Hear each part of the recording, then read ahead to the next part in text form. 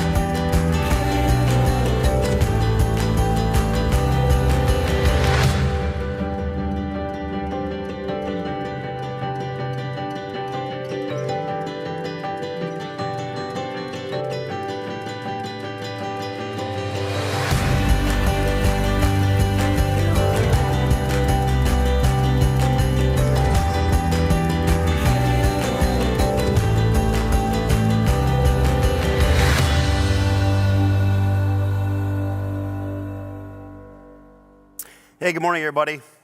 Good to have you here today. Why do some people grow stronger spiritually than other people? Why do some people build a life that can withstand the inevitable ups and downs, the trials, the challenges of life better than other people? What do these people do that other people not do that really helps them through these situations? The answer is they do the right things that lead to growth and others don't do them. It's that simple, really. If I had to say what are the key things, because I don't think it's one thing, I don't think it's two things, but what are the key things that people do, man, to be stronger spiritually, to weather storms, to defeat challenges more effectively than others? If I were to break it down, I would say the answer would be found in 5 words that begin with G. We call them the 5 Gs. You probably saw them if you caught it in the video just a moment ago, the 5 Gs. The people who are spiritually stronger, the people who defeat the challenges of life are engaged in these 5 Gs. First, they experience grace, amazing grace of God. They start a personal relationship with God through Jesus Christ. Hundreds of people have done, over 1,000 people have done that, well over 1,000 people in our history. And after grace, you experience growth. Growth. It's not enough to say, I came to church, I made a decision for Jesus, and that's it. That's when somebody does that, it raises questions to make a decision and not go to church and not want to grow. But they experience growth. They come on Sundays. They come to midweek. They're in classes. They're learning to understand the Bible. They're learning that big number is the chapter, the little number is the verse. Believe it or not, many, many people in our church didn't even know that. And so they experience growth. And then another G that they experience, the third G that I want to talk about is gifts. They realize the moment you become a Christian, you're given spiritual gifts and you exercise them in the church and through the church to impact the world. And then they experience giving to God. They learn that giving to God is worship. Whenever you worship God, you give to Him. That's why when we have songs, I hope you're worshiping. I hope you're just really concentrating on Jesus Christ. And our music is great, but you're not concentrating. Boy, that bass player is really good. Boy, the keyboardist is on fire. And that's wonderful, but man, and they would be the first to tell you, it's not about them.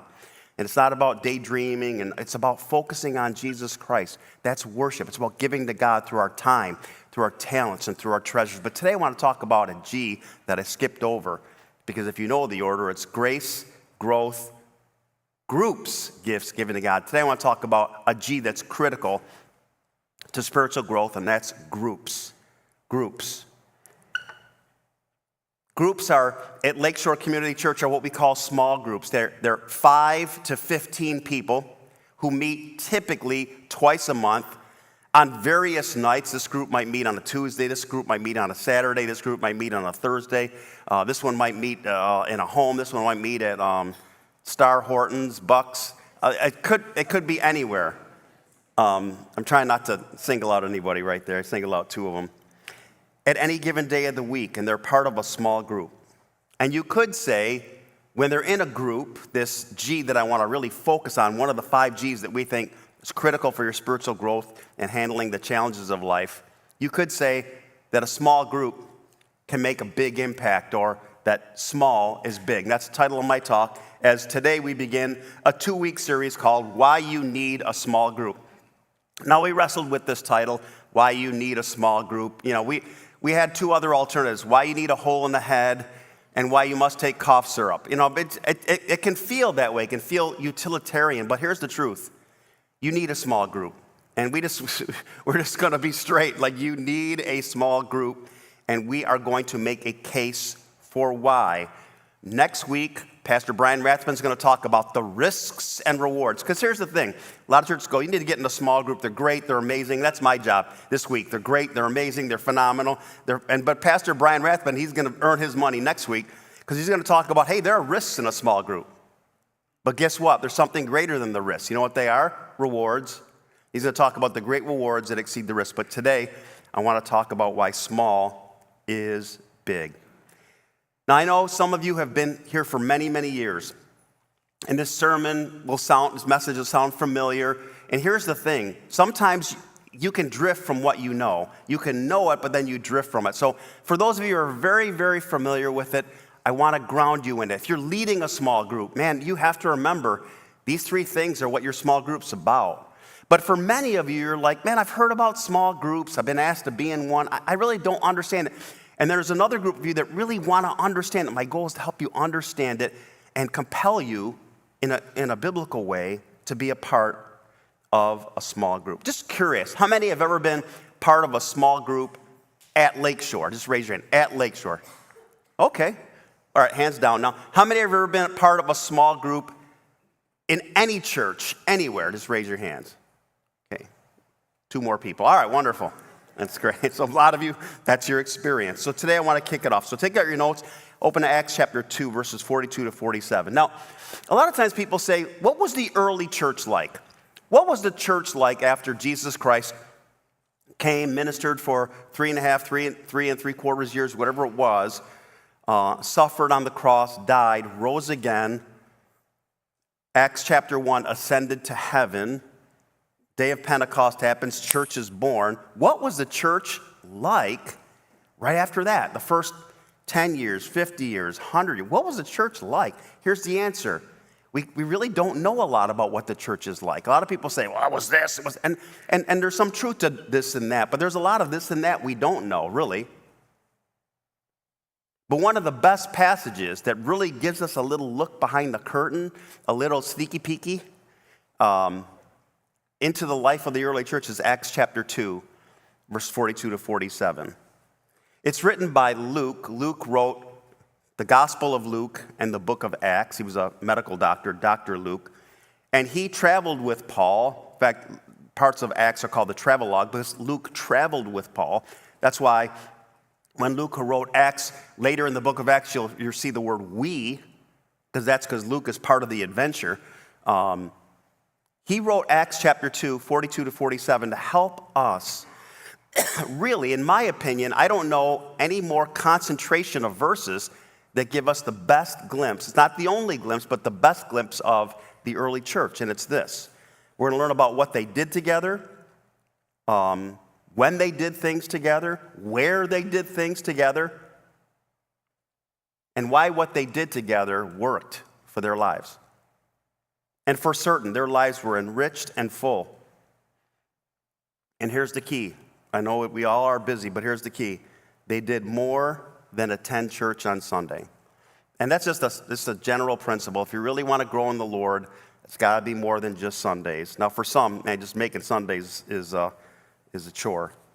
So I want to read the passage, make some overall general observations, and then I want to draw out 3 important things about groups from the passage. So, top of your notes, it says, they devoted themselves. Let's stop right there. The word devoted is a strong word. It means to persist in, to continue in. So they devoted themselves, persisted in, continued in 4 practices. The apostles' teaching, and to the fellowship, to the breaking of bread, and to prayer. So those are the 4 practices. And this is the outcomes that came out of their lives because of their devotion to these 4 practices. Everyone was filled with awe. Many wonders and miraculous signs were done by the apostles. Sorry, we don't have any apostles today, so can't promise any miracles in your small group. No apostles are going to show up, I can guarantee that. But great things can happen regardless. Selling their possessions and goods, they gave to anyone as he had need. Every day they continued to meet together in the temple courts. They broke bread in their homes, ate together with glad and sincere hearts, praising God, enjoying the favor of all people. So this dynamic in a small group, praising God, or some vertical action, enjoying the favor of all people, or some horizontal action. When your life is balanced, man, you're worshiping God, you got some vertical going on in your life, and you got some horizontal, man. You're connecting with people, relating to people, man, it's outstanding.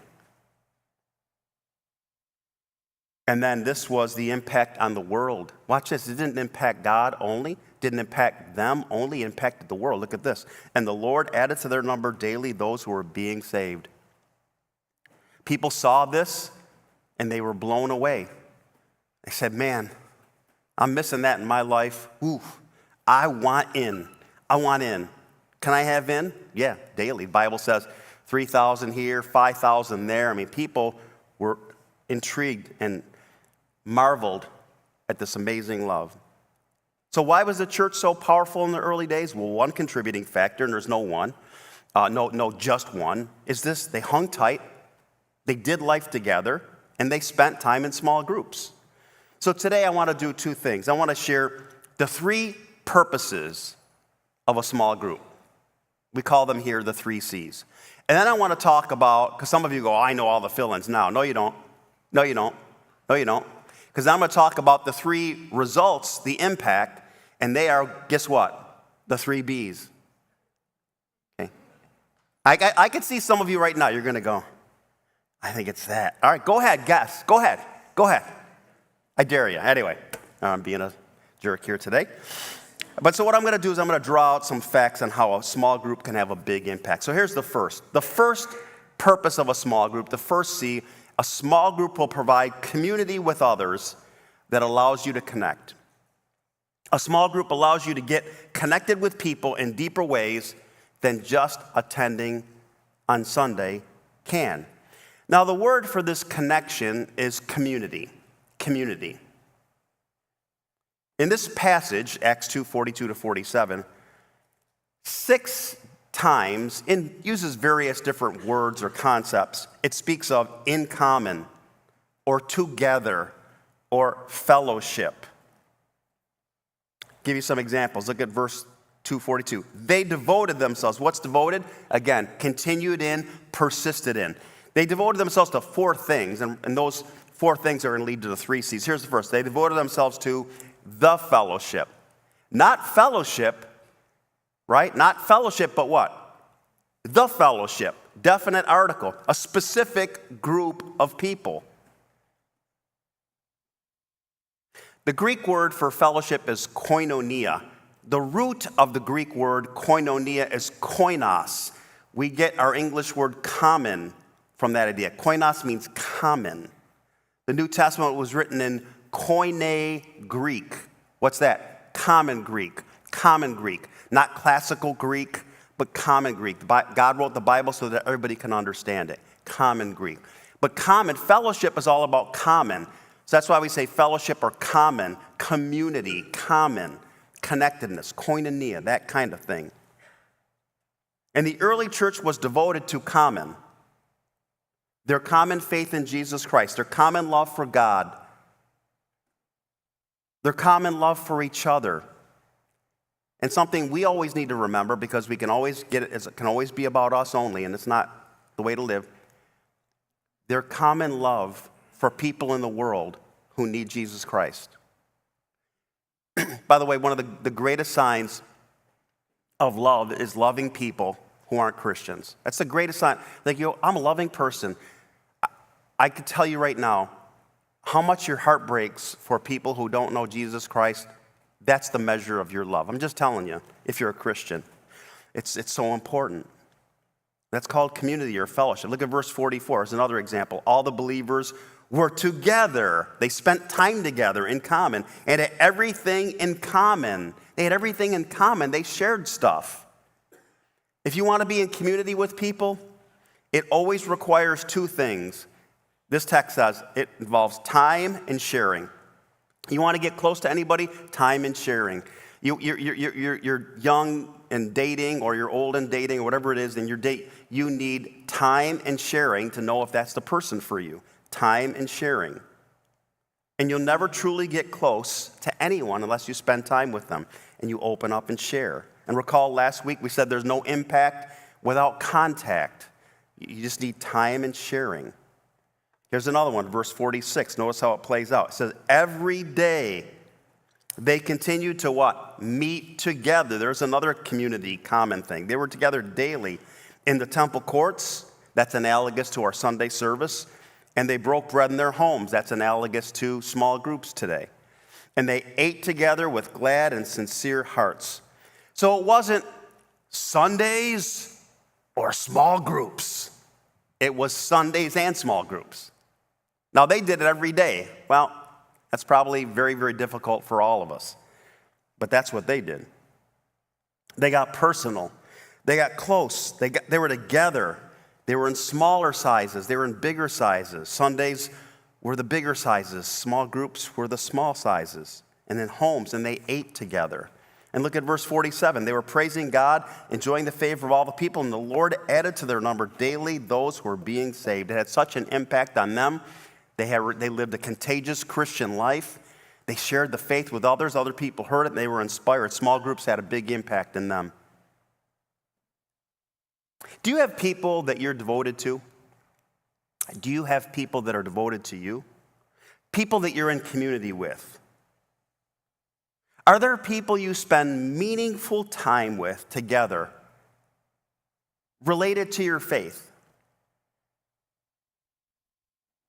Do you have people you really connect with that you can talk about life and you can be open and honest and you know you're going to get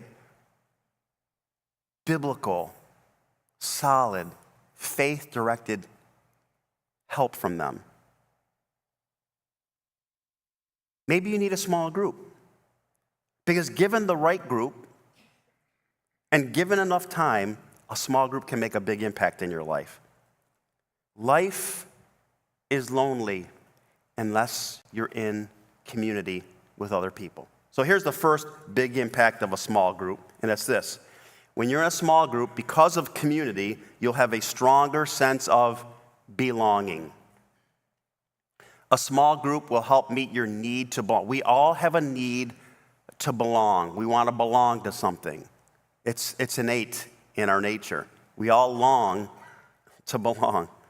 Look at Psalm 133:1, where David says how good, morally and spiritually, and pleasant, relationally and emotionally, it is when brothers live together in unity. Live, that is, it's a regular occurrence, together in unity. They're in common.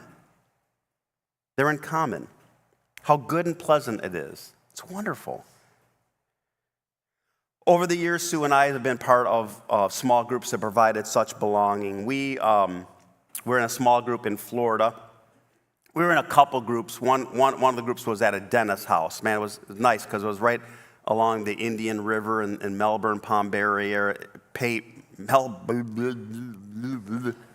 Melbourne, Palm Bay area, right on the Indian Ocean and Indian Atlantic, if you know that area. And you get to pay attention to the Bible. No, it's nice having the water there.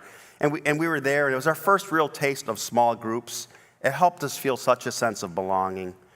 And we were part of that group, and just grew so much. When we left to move to Texas, they had a great barbecue for us. It was so cool. And here's the great thing. We still stay in touch with them. Last time, we kind of go to Florida every year, it seems like. And not last year, but the year before, we connected with them. Can't always connect with everybody every year in Florida. We try to, but 35 years later, and we still connect. We go to church together and, go out to eat afterward. And, man, it's just so meaningful. 35 years later, says something about the community. And when we had no family, no nothing in Florida, they became our family, really. Early in Lakeshore's history, I realized that I really couldn't be in a small group. I could lead one, I led one, but I needed a small group of people like me. And so early on, I met some pastors, and so I said, can we just get together quarterly? So we got together quarterly. We'd go at,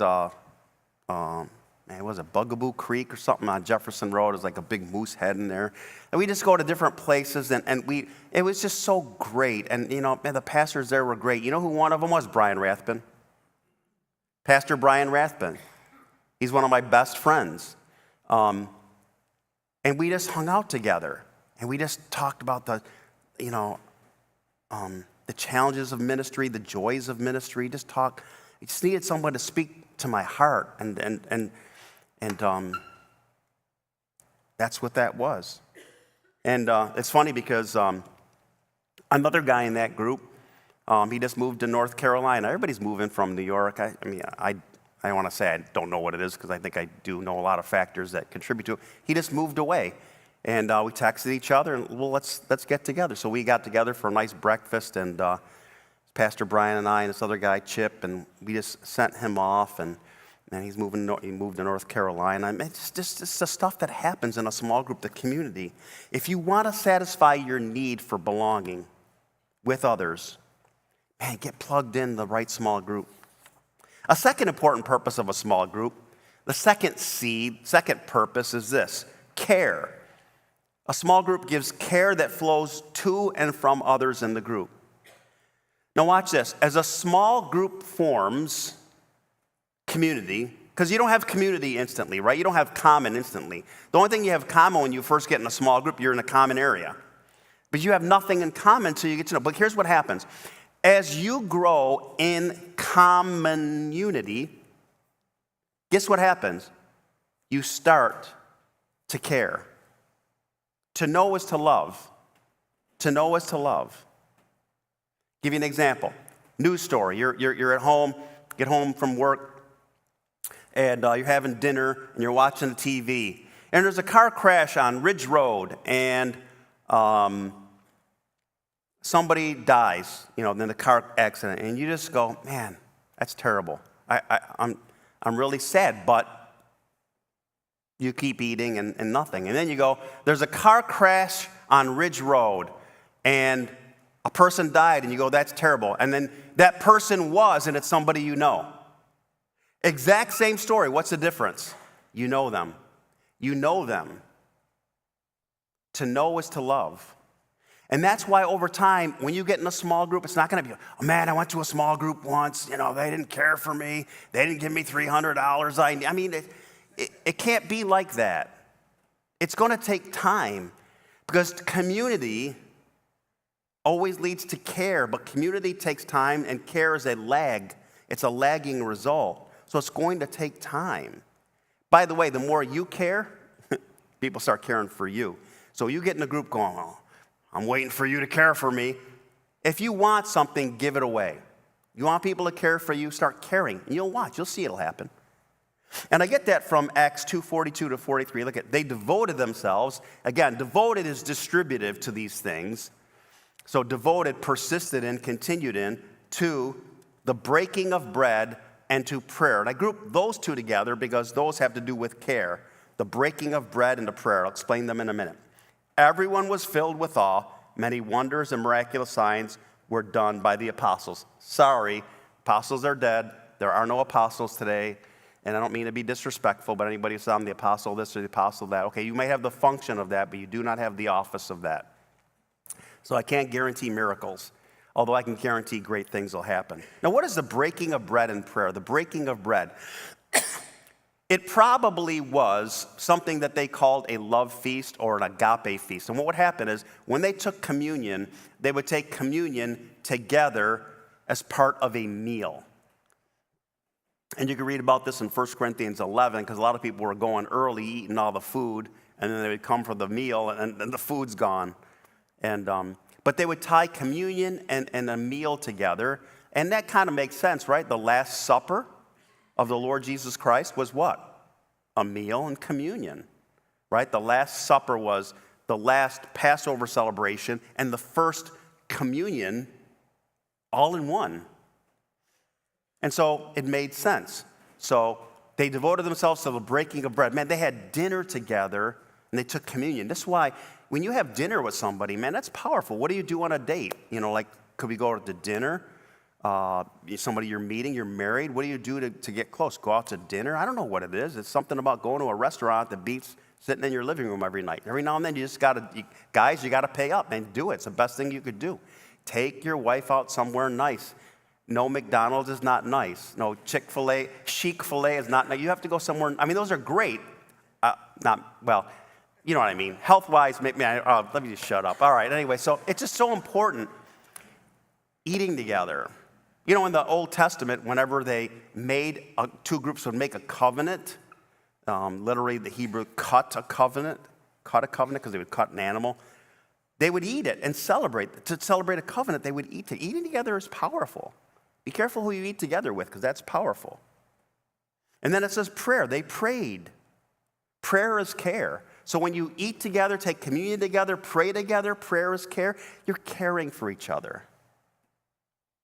They cared by eating together, taking communion together, praying for each other, and it even went further. Look at verse 45. Selling their possessions and goods, they gave to anyone as he had need. Can you imagine that? So you're in a group and it's like, oh, man, lost my job. I'm going to get a job in 2 weeks, but I'm $300 down on RG&E. $300. Can you imagine that? Happened. Anybody who had need. And what's our biggest concern when we give somebody money? What's our biggest concern? They're not going to use it for something good, right? Well, guess what? That was eliminated, or at least mitigated. Why? Because they knew each other. They knew each other. The level of care was unbelievable. Now, this is interesting. How many know that, you ever hear politicians try to quote the Bible and they don't know what they're talking about? First Corinthians, it's just like they say stuff, but here's some of the silly things politicians say. By the way, how many know we're in silly season politically right now? I mean, it's dumb and dumber. No, I shouldn't say that's not very nice, but I mean, it's just a lot of crazy things are being said. And here's one of the things you'll say. Well, so you hear politicians say we need to spread the wealth around. We need to all in this and that. And they say, because the Bible teaches communism. And they say teaches communism. Can I tell you the radically big difference? What were they doing here? They gave money freely of their own volition to people they knew. What is communism? You give money forcefully at the command of the government to other people that you don't know. Bible does not teach socialism and communism. It teaches the exact opposite. Finish it with me. If you don't work, you don't eat. Whew. I don't remember Mark saying anything about that. But I will say this. When I went to Israel a little over 10 years ago, we saw something of communal living, and it's called a kibbutz. Kibbutz. I never know how to say it right. And we stayed there for 2 days. It's a community, think a condo, where everyone lives together, near each other, in this complex. They all own it. They're not, it's like paying rent. They all own it. If you are an occupant of that kibbutz, I never know how to say it, you own it. And they share money. So I didn't understand. I never knew anything about this. They share money as needs come up. They all work together. In this case, we didn't stay in a family's home. We stayed at a hotel that was run by the families that own the kibbutz, whatever it is. And they're really relying on each other more than on government or any other service. And here's the thing. When people don't honor their voluntarily agreed upon rules, they can't be a part. That's a pretty radical idea. I don't know if I'd want to live there. By the way, a lot of these kibbutzes are in the northern part of Israel. That's where we stayed. We stayed, I think it was north of the Sea of Galilee, and a lot of them are now forced to evacuate because of the evil October 7th attack on Israel by Hamas. But the point is, man, there's so many things that they enjoy. I don't know if I could do it at that level, but man, I want some of that in my life. And I think you want some of that in your life, at least. Do you have people who care for you like that? Who care for that you care for like that? God wants you to have people to care about deeply, who care about you deeply. But here's the thing. We want it, but it doesn't happen automatically, and it doesn't happen instantly. I think you're getting a theme here. And one of God's great strategies to provide this kind of caring is involvement in a small group. It's not the only way. There are many, many ways, but this is a big one. And if you'll take the risk and give yourself to community in a small group, care will follow. And here's the second big impact. When you are in a small group and you give and take care, a stronger support for becoming will result. The more people care for you, the more that helps you become everything you're supposed to be. When God cares for us and we receive that, man, you become what? A Christian. When people care for us and it's experienced, what do we become? Stronger people, stronger Christians. When we give care to other people, what do we become? Stronger people, stronger Christians. And when life tries to knock you down, man, people who care will pick you up. And that's what Solomon talks about in Ecclesiastes 4:9-10 in the Old Testament. Solomon says this, 2 are better than 1 because they have a good return for their labor. You know this, right? Can you imagine doing a project? I remember a number of years ago, my neighbor had put in a pool and he was building a pool deck. It was an above ground pool with a deck. And so he was putting on the spindle. So he built, the top rail and then the deck, and he was putting on the spindles. And here's what he was doing. He'd get at the top of the deck, and he'd march all the way down the deck, and back up top. And imagine if they had 2. Would it have been twice as fast? No, it would have been about 10 times faster. Somebody at the bottom, and I won't make that noise anymore. But anyway, you get the idea. 2 is not twice as good as 1. It's like 10 times as good as 1. They have a good return for their labor. If either of them falls, one can help the other up. And this is talking about morally. Man, you fall or you stumble or you trip up. Man, there's somebody to say, here. And look at, and then he ends with a tragedy, but pity the one who falls, has no one to help him up. So Solomon says it's important.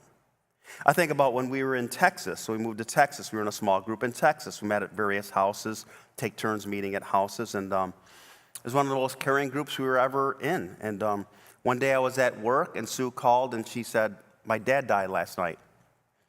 And best we know, Sue's dad had a heart attack just in the middle of the night and died.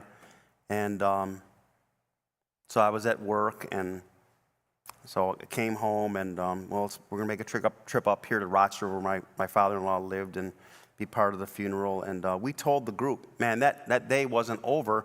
They came and brought food, cared for us. The care was unbelievable. It made such a huge difference. It made things that were so hard to lose my father-in-law just in his 50s, so sad, and have Sue's heartbreak comforted by people who cared.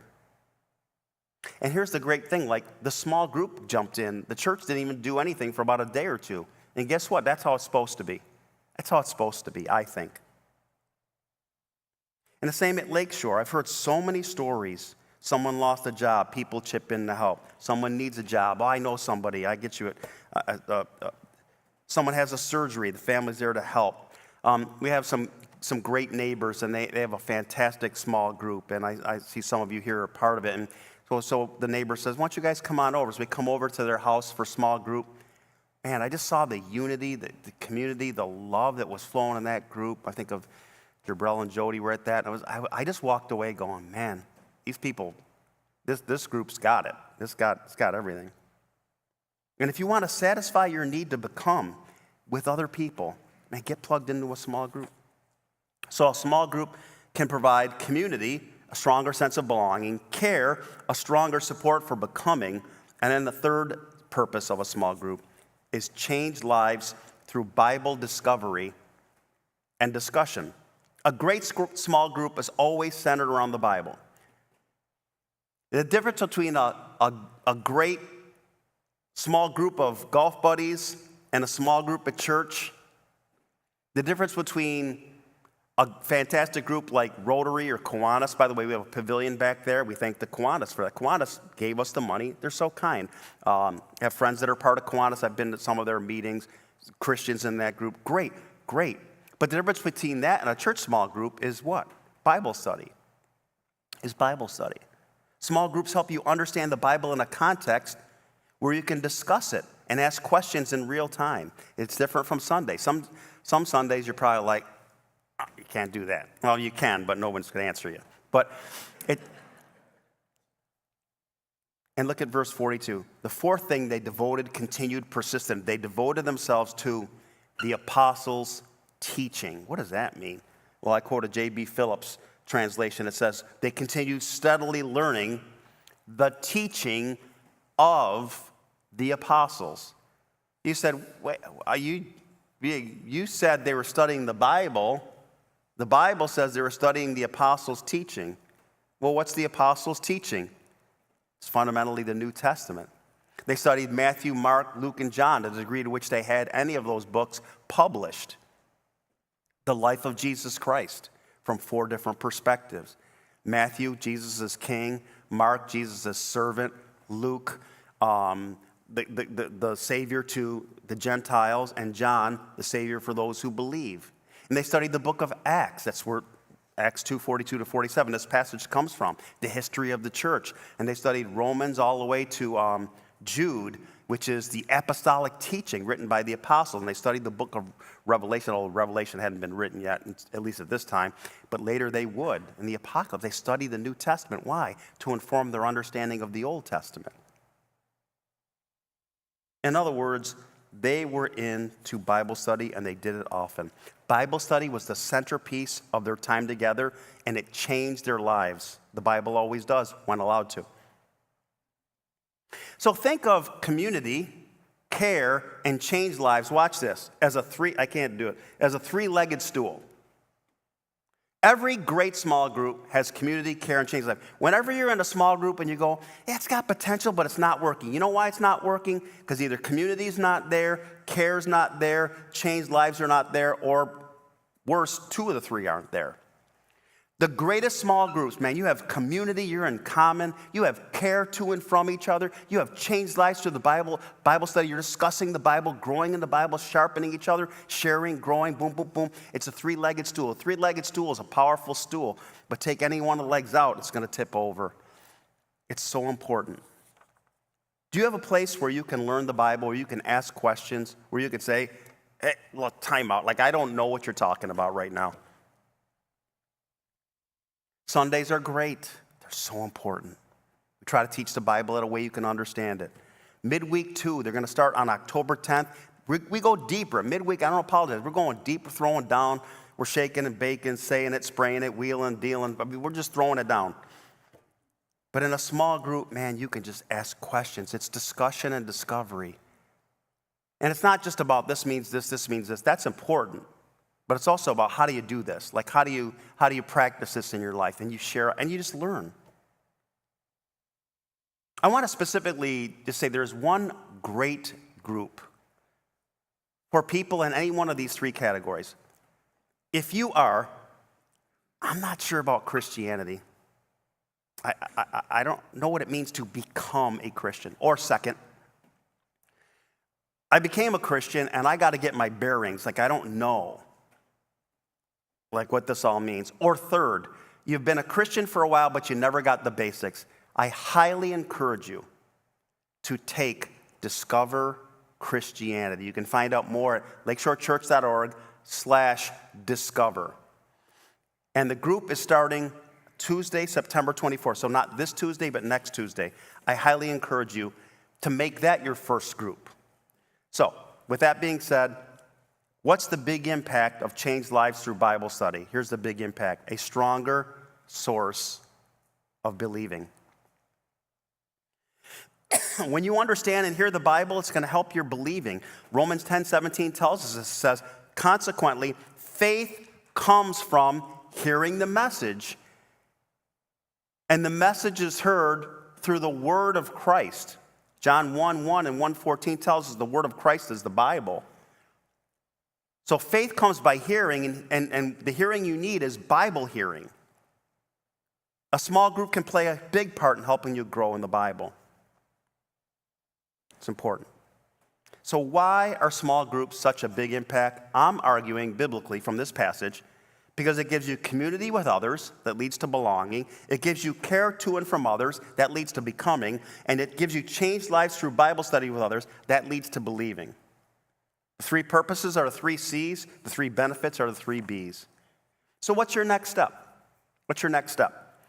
Well, small groups are kicking off this ministry year really, really soon. And here's what I would suggest you do. Number one, just go to, there's no secret bot that will follow you. Just go to lakeshorechurch.org/small groups. Check out all the small groups. We have lots of times, lots of groups, lots of places, lots of foci. Is that how you say focuses? Number two, look over all the groups. Number three, this is important. Pray. Just say, God, do you want me in a small group? God, which group would you like me to try? And then sign up for one. It's not hard. If you have questions, go to Next Step. Stacy Mariano's fantastic. She's administrative assistant to Pastor Brian Rathbun, who's over discipleship and small groups. And it will make a big impact in your life, but you have to give it a try to see how small is big. Let's pray. Lord, thank you so much for this beautiful thing called small groups. It meets some of our biggest, deepest needs. It satisfies some of our biggest, deepest desires. And I pray that this wouldn't come across as a sell job, although I'm certainly trying to promote small groups. But it would be something that you do to get as many people as you want in a small group. I want to talk about just building off community, care, and changed lives for a moment. You know that Jesus Christ wants community with you because he cares for you and because he wants to change your life. And he proved it by coming to earth and dying on the cross, shedding his blood and rising from the dead to prove that he is God. Do you want community with Jesus Christ? Do you believe he cares for you? He does. The Bible says, cast all your cares upon him, for he cares for you. And I don't know about you. I've been a Christian for almost 41 years now. I still want more changes in my life. Do you want a changed life? You know how it starts? It starts with Jesus Christ. You say, Jesus Christ, you are God and Lord and Savior. I fall short. I need forgiveness. I need help. I believe that you provided it through shedding your blood on the cross. I receive you into my life by faith. I trust you now with my whole life and my eternity. And if you say it and mean it, you now have community with God. You have the ability to experience his amazing care, and he will change your life. Father, thank you for your son, Jesus. And thank you for this beautiful thing called small groups. In your name we pray. Amen. Thanks, everybody. I want you to know Vision Night is for members and for everybody. So even if you're not a member, you're welcome here. Members, come early so you can get your ballot and vote. Love you guys. Have a great day.